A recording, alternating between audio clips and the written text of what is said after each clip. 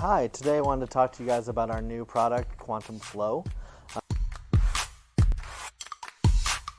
This is our first pourable adhesive.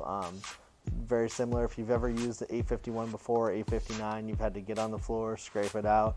Definitely kind of creates a little bit of a mess. Now with this Quantum Flow,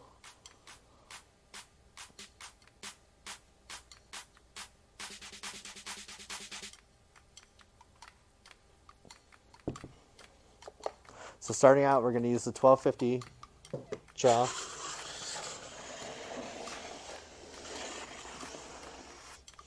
So you can see what we're looking for is really high ridges with not a whole lot of glue left behind. Now if we switch over to the moisture barrier,